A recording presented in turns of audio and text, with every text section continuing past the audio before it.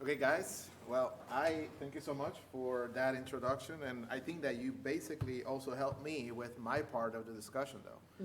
So I think it would not be wise being May 4th, right? And May 27th. Also, we also have this year we're going to have a couple things, but I am going to be going against ultrasound in this one, right?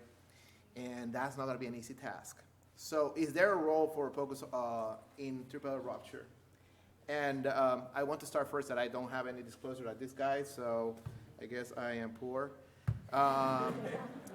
So I'm going to start with the case because I think that everybody kind of relates a little better with that. So let's see this case, right? Patient comes in at 1915. EMS calls you. We have a 56-year-old. We are going route, 5 minutes to arrival. The patient just passed out. He was having some problems urinating. He feels, when you do a physical exam, you feel like a pulse mass, and you have a blood pressure of that. So what are you thinking? Discharge home, follow up with the primary physician? I don't think so, right? So you do the ultrasound, and this is what you see. And of course, your math there is almost 8 centimeters. So what do you do?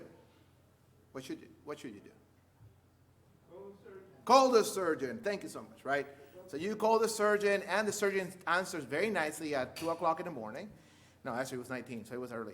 And it sounds good, but just order a CTA, we run off, and I'm on my way.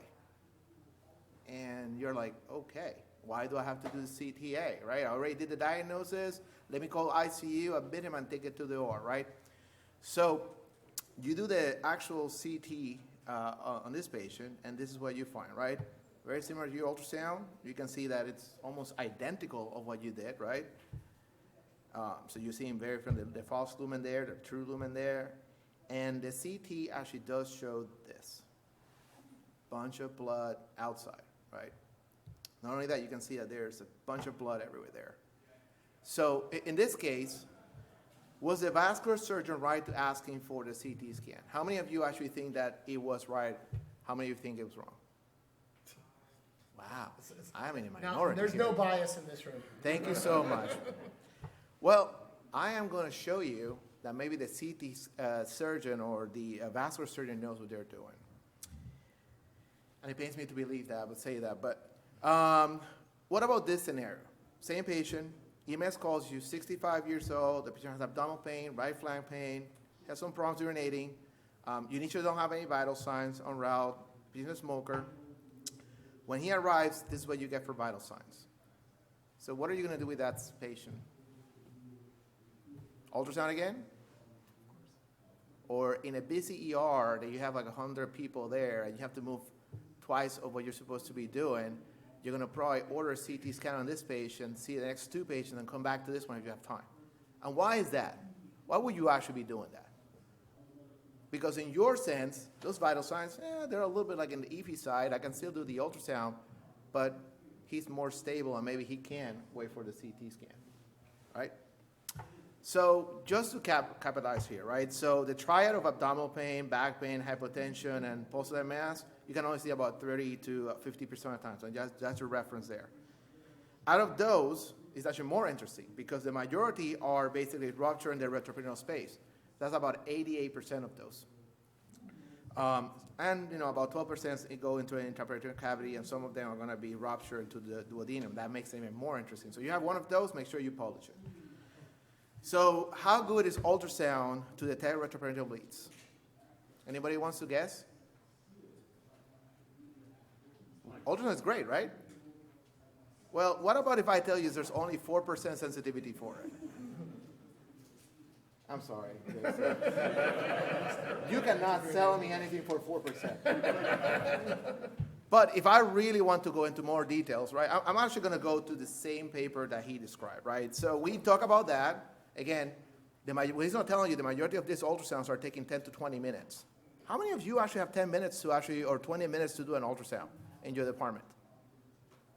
Personally, if I have 20 people outside, I'm just going to say if there's aorta, okay, big aorta, let's move out. That's it, right?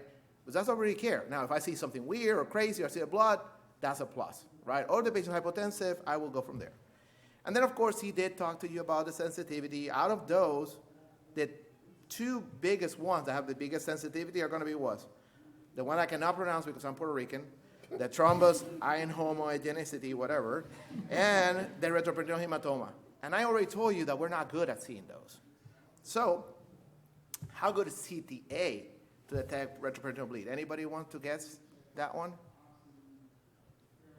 I'm pretty sure that is about 98% sensitive, about 94%.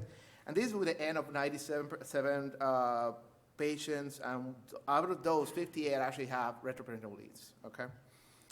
So, I guess CTA is sounding a little bit more good if you're really looking for a rupture AAA. Now, if you're thinking for a AAA, you're fine, right? Or if the patient's hypotensive, fine, take it to the OR. Now, the question is, should we be doing those CT scans on our patients?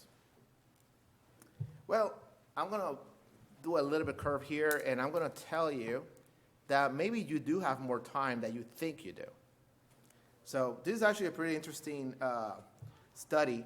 I'm pretty sure that IRB would not do this one now, but 2004, they actually had about 56 patients. And these are patients that they decided not to go to the OR. That actually had, the majority of them, ruptured AAAs.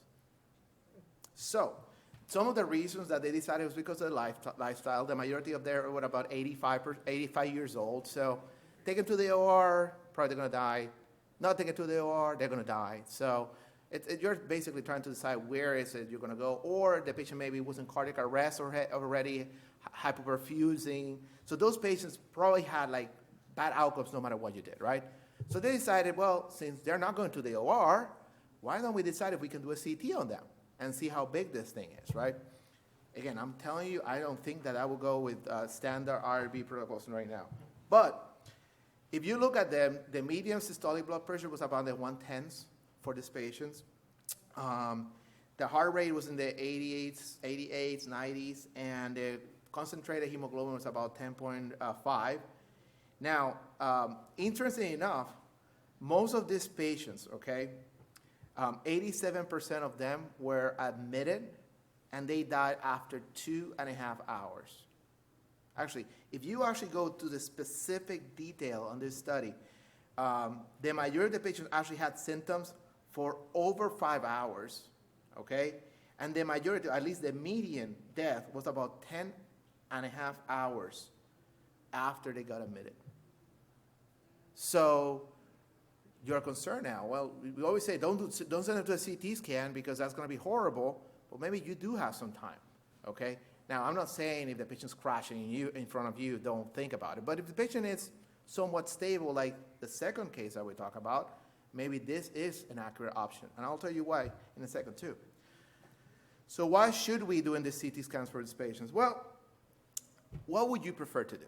If I have to open a patient surgically, or if I could take this patient and just go with endovascular repair, wouldn't that be better for the patient? Or maybe you think it would, right? Well, let's talk about it a little better, right? So this actually was a pretty interesting study. Now, their protocol actually kept patients hypotensive. And the reason that they actually kept the patients hypotensive, and the idea is if I continue putting volume, what am I going to do? That volume is going to still go into the retroperitoneal, and now it can start leaking somewhere else. So I'll keep them with a, blood pressure in the 70s as much as I can, and then I'll still do the CTA, and we'll try to figure out if this is a good patient to go for endovascular repair, okay? Now, they do, and I want to say something with a grain of salt here. It does say that it's for specific patients that are suitable, okay? And when I read the paper, I'm like, what the hell is a suitable patient for endovascular repair? Like, I'm an ER, I don't give a shit. I'm just going to do it, right? So I go back, and there's actually criteria for this. So that neck length has to be about, if I'm not mistaken, 15 millimeters or above. So they want more space between the renal arteries. If you see diameter, they want to be at least less than 32, because the bigger it is, more likely you are for rupturing. And they also talk about kind of the angle of it, right?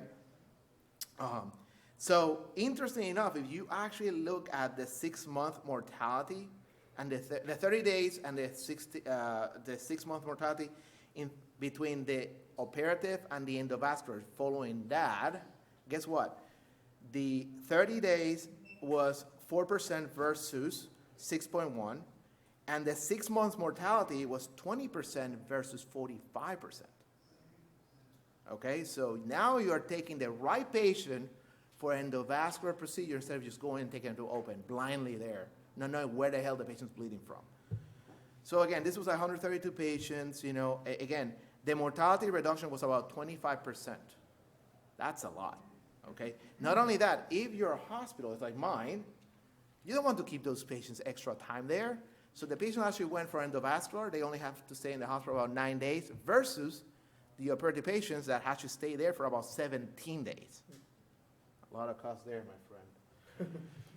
Now, if you say, well, that was kind of an older study, this is actually a little better study. And there's actually one after that I didn't have time to include, but this actually is 1,200 patients.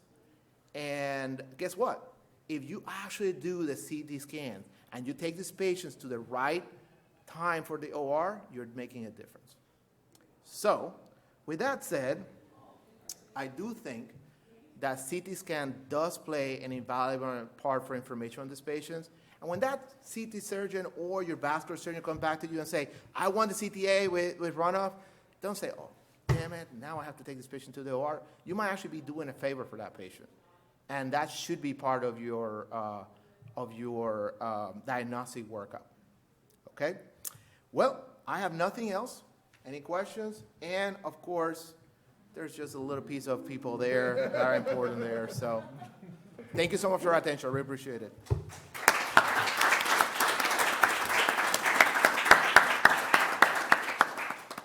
Any questions or comments? Jeremy? All right. Good to see everyone. I have one comment, which is this is now our 3rd year of doing this.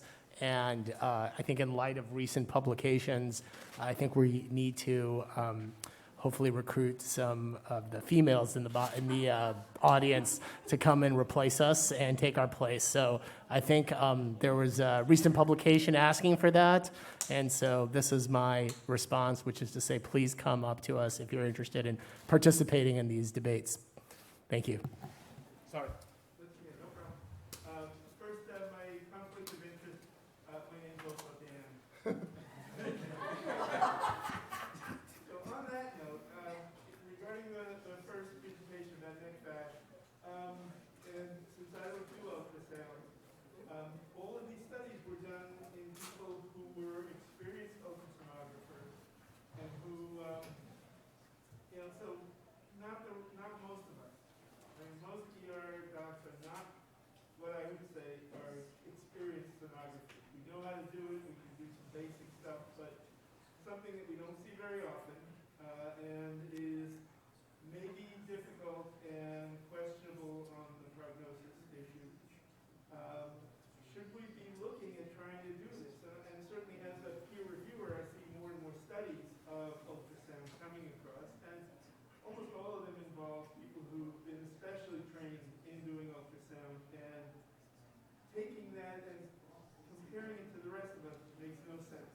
And just before I let you guys talk, Eddie Lang just wrote an editorial, and I think it was, well, I don't remember now, BMJ maybe, focus is great, but is it reasonable to do it? Anyway, and he came up with the same thing.